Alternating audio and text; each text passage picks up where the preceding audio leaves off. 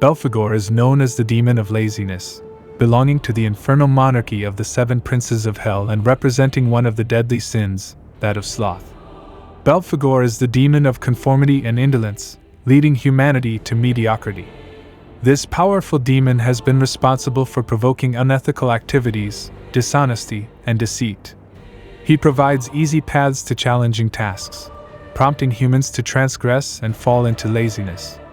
Belphegor tempts men, inspiring evil in their minds so they can turn to corruption to achieve wealth with minimal effort. Laziness encompasses all those activities of leisure and pleasure which cause mankind to waste time. In the same way, this terrible sin is not only related to worldly activities but also to spiritual laziness.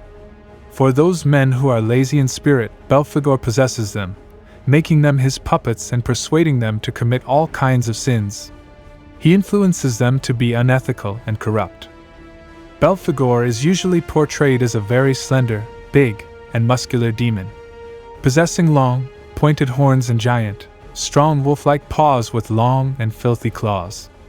In addition, the demon has a tail very similar to that of a lion. Some also say that Belphegor has the appearance of an old man with two giant horns. According to others, Belphegor is depicted as a very young and beautiful woman who always wears gorgeous jewelry and gems. It is said that Belphegor is always watching and keeps his mouth open most of the time.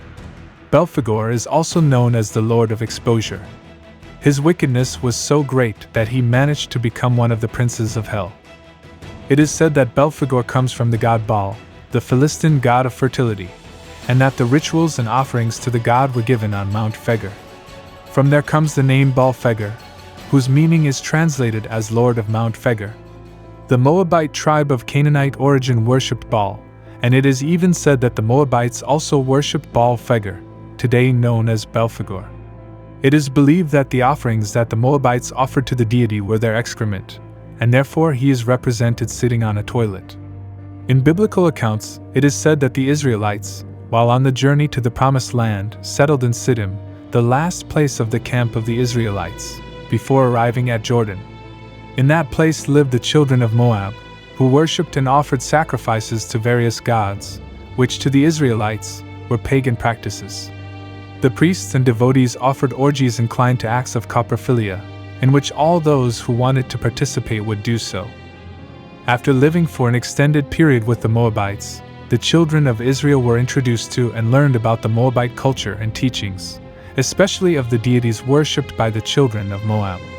The Israelites began to lose interest in their God and in the laws they had to fulfill for him, so they integrated with the Moabite women, having children and accepting the pagan deities.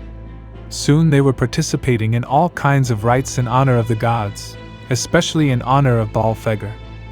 Noticing that Israel's people had begun to fornicate with Moabite women and decided to worship another god, Moses spoke to God, asking for help.